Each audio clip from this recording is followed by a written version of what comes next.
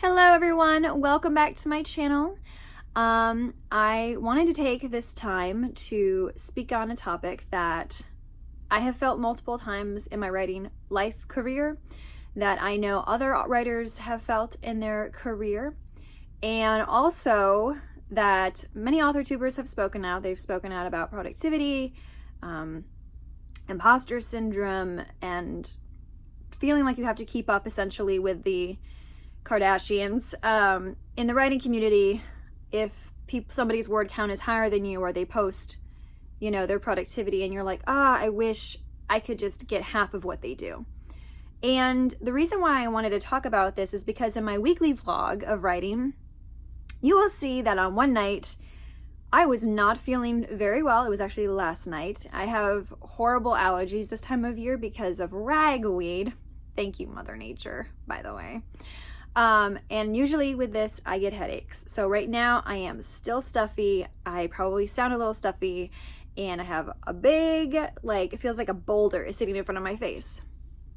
And yesterday my headache was really bad to the point where I napped, and I hate napping because I already have a hard enough time sleeping.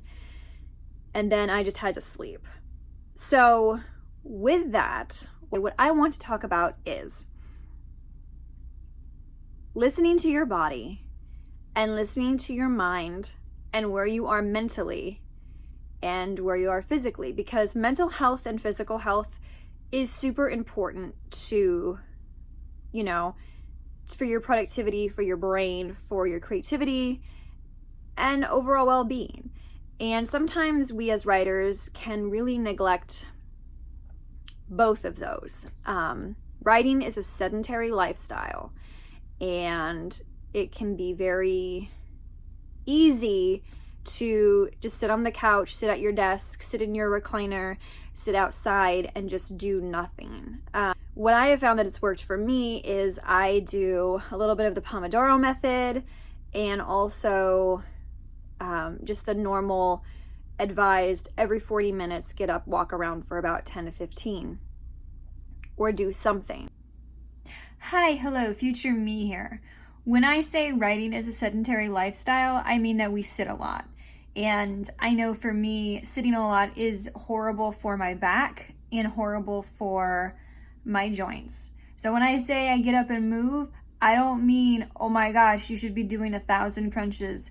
I mean just get up and stretch, because we all know back pain and shoulder pain and neck pain from writing. So when I say sedentary lifestyle and I say get up and move, I basically just mean to, lessen your need for a chiropractor or icy hot patches and stuff like that. So that's what I mean. Another thing that I have neglected is understanding when I need a break. I am a writer who I have two modes. It's like I am either at low level, -0, and I can't write, or I am off the charts, high word counts, expending all of my creative energy within the span of 4 to 5 days, and then I have to take about 3 to 4 days to refill my creative well. And that puts a lot of mental stress and strain on my brain for creativity, because I feel like I have to do it all now. What I need to learn, what I have been trying to teach myself, is write in smaller chunks.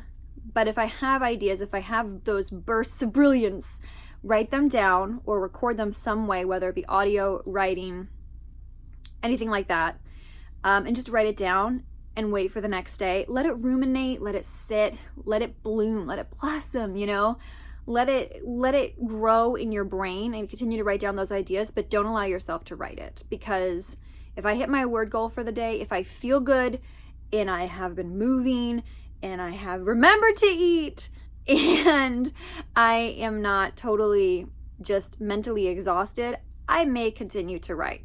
I mean, I know the zone happens, but my zone usually happens on a manic level.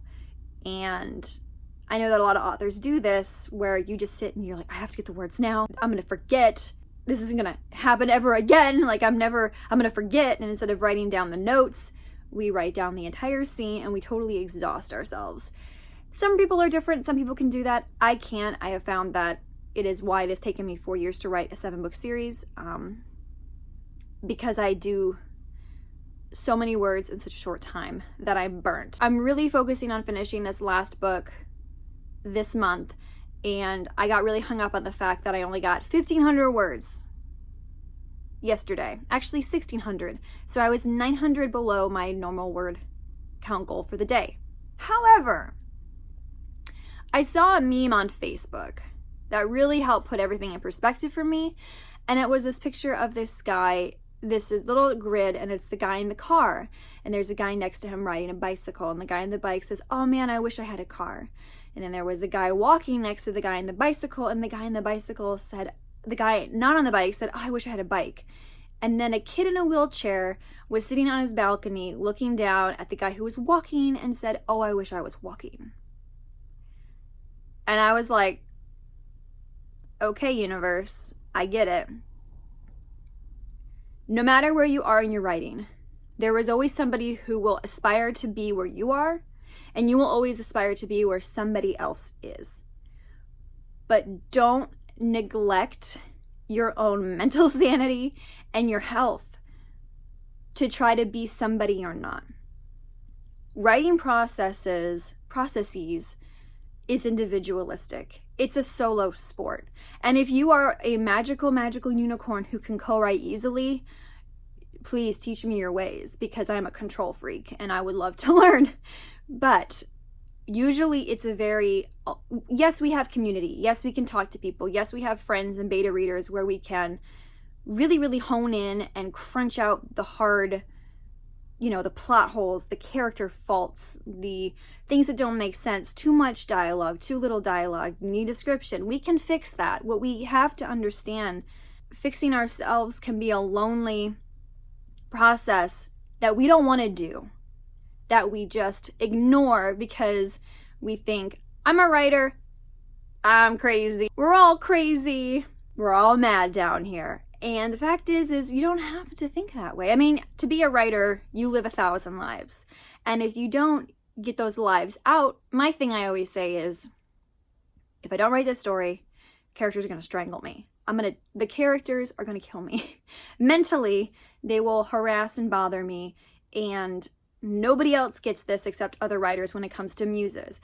People think we're nuts because we have people taking up rental space in our heads until we write their stories. And sometimes we never write their stories. Sometimes other characters come and they're more exciting and their story is more invigorating and we feel more creative and inspired, and other characters get pushed to the side. But there are still people living in our heads. They're not real. We know they're not real, but they become real to us because we put them in black and white on paper and we see them and we interact with them. And mentally, that's really, really draining.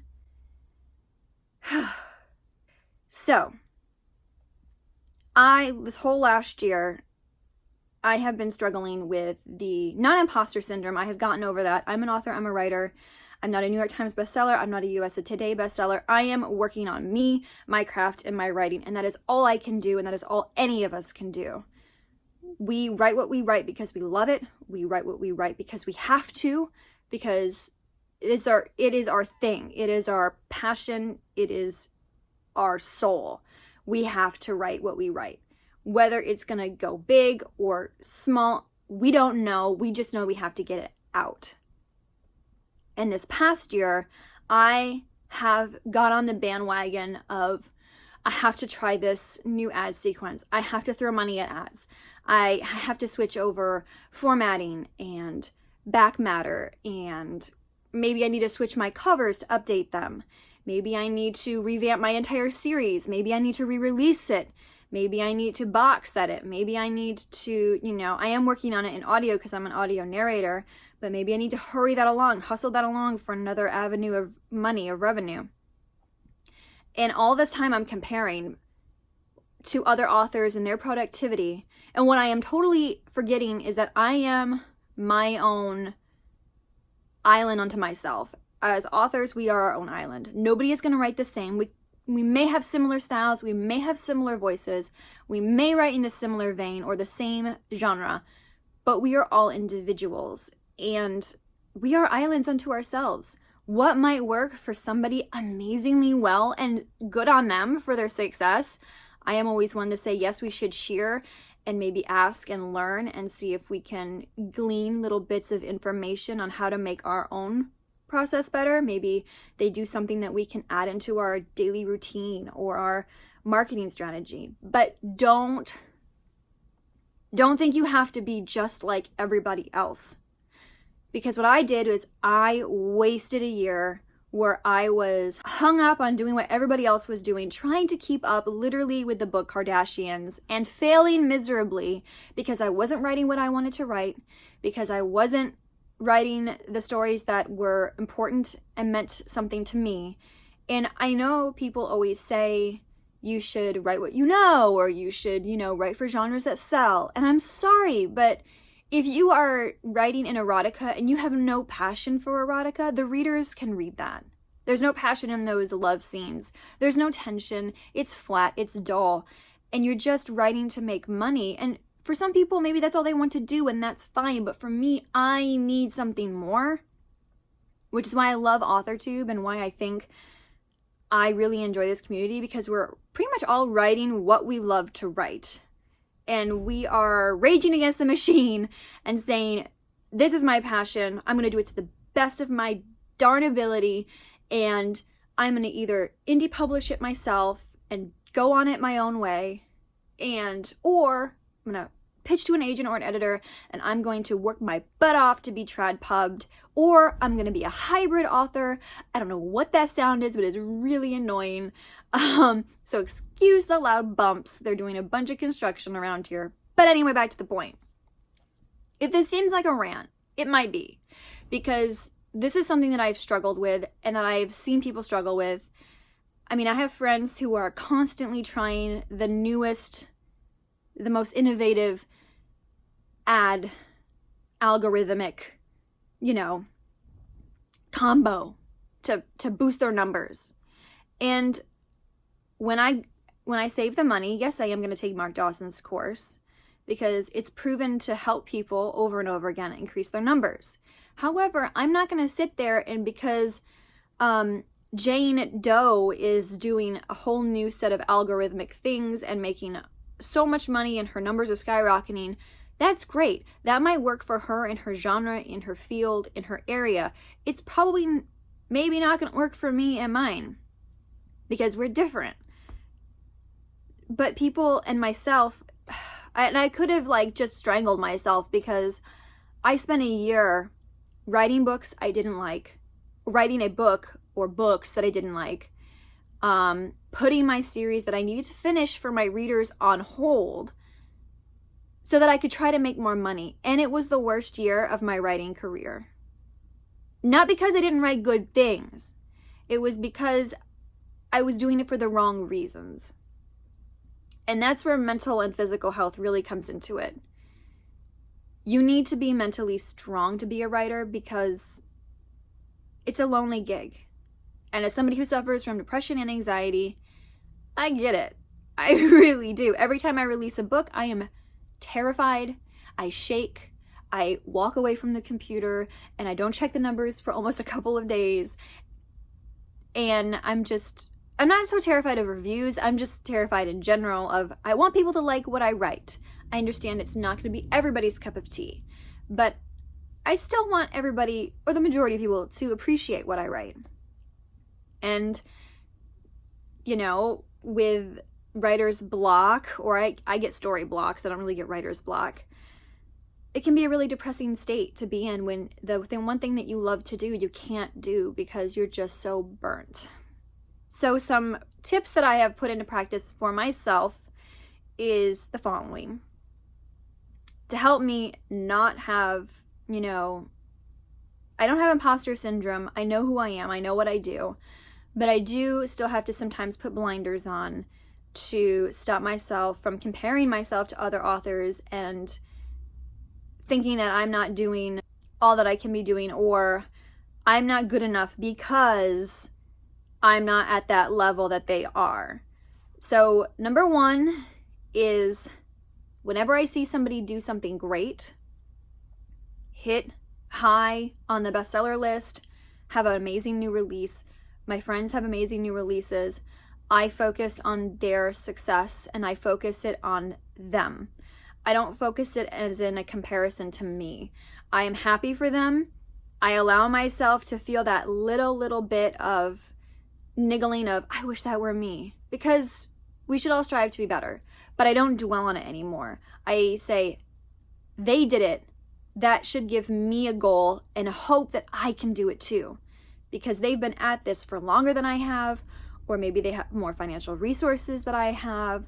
As an indie author, it's very expensive to do this by yourself, which is why I want to become a hybrid. But I don't let myself get down over others' success. I look at it as a win for the community as a whole. Number 2, I set reasonable word goal counts for me. I write big. I can write in 3 or 4 sprint sessions of 20 minutes, 2,500 words. Not everybody can do that. Set an attainable goal for yourself. Even if it's 500 words, that is so good. Like, so good. Do it. Pick the best time for you and do it consistently. That helps me. When I get up and I do my word sprints in the morning for like 2 hours, because I do 20 minutes, I walk around or I eat or I bike or something like that, go back to it. It helps. Consistency is key, but do not, and this is number 3, do not punish yourself for not hitting that word goal or not writing that day. Life is lifey. Sometimes you need a day break. So consistency is key, but we all need those days where we just chill. And you have to give yourself grace for those days, because like the other day, I didn't feel good and I still wanted to write. There are some days where you just don't want to write. And there are some days where you don't want to write because you're just like, I don't want to write. But you know you should write something. And then there are the days when you don't want to write and you know if you write, it's going to give you more anxiety than not writing. Understand that, respect that about yourself, and don't feel bad because you missed a goal or you didn't write at all. Guess what? Tomorrow is a beautiful day and you will be able to do it tomorrow or the next day. And if you're sick, don't force yourself to write, because our brains are, cloudy when we're sick. It's just writing when you're sick sucks. It's just like pulling teeth. And so the last thing I will say is understand you are a work in progress. You are your own whip, and you will always be your own whip, and that will never change. And you should never stop learning, and you should never stop growing, and you should never stop honing in on your craft or getting better at certain things you're weak in. Like for me, I am weak in dialogue, not really dialogue, but I am weak in description, and I sometimes like to say things or tell people things in dialogue that I really shouldn't do. So those are areas that I try to work on. Don't think you're ever going to be at the level you want to be at in writing, because once you hit that level, you're going to want to be a level above. And then when you hit that level, you're going to want to be a level above. And it's good to be content. It's good to understand your flaws, your shortcomings, what you're good at, what you're not good at in writing, and work on them. But you also have to understand you're human. Like somebody like me who is a perfectionist, who wants to be the best that I can be. Not the best in the world, because I'm not competing with anybody else. I'm competing against myself as a writer. Because if I competed with everybody else, like the J.K. Rowlings of the world and the Martins, or the Sandersons, I would drive myself insane. I would be a crazy person, and my husband would have to lock me up. Because you have to work on you. You have to challenge yourself against yourself. You have to challenge your old writing self that from 3 years ago and see how far you've come and how much you've improved, and realize, yes, I'm here. Great. Now, in 2 years or a year's time, I want to be this much better. So you can look at your marked growth and see how much you have grown. Your books will also be a really good representation of that.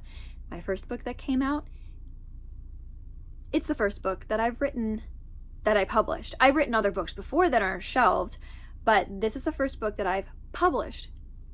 Your first works are always, you're always going to look back on fondly as your babies, and you're always going to go, it's a thing. You should still be proud of it because it's your baby and you had the balls and the tenacity to do it, and you put it out there for the world to judge, and guess what? It's affirmation to you that you can do this crazy thing called being an author. I know this ended up being a little bit more of a rant, but I was really struggling last night, and you'll see it in my vlog, but I really just wanted to remind people here on AuthorTube or writers in general that this isn't a sprint. This is a marathon, and we need to treat it as such, and you need to train like it's a marathon. Do everything in your power to be good to yourself, because nobody else is going to be good to you the way that you can be good to yourself.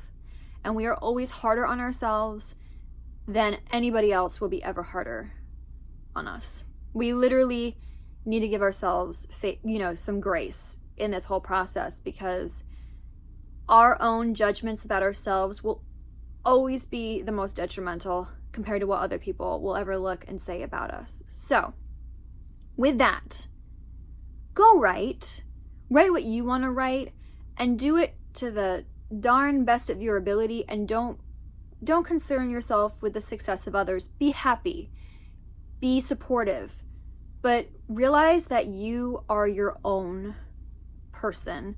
You are your own writer, and you are your own author, and you have your own path. And it's kind of freeing. And I was freed from that this year. Again, I've mentioned her a lot, but I've been watching Sarah Cannon over on Heart Breathings a lot. And she talks about this positive, mindset type deal of not comparing. And it really made sense. It finally clicked. It finally helped. I'll link a couple of her videos down below because she's such a good positive force in the community. And she really helped me, and she's helped others. And yeah, the amount of time and brain power that I have stopped wasting on comparing myself or trying out the newest in thing to keep up with the book Kardashians has really freed me up to do more writing and to focus on myself and to improve myself as a writer. So that's my rant on your mental state as a writer and health as a writer and comparing yourself to other authors, and just do you, boo-boo. Like, that's all we can do. So from me to you, one love, guys.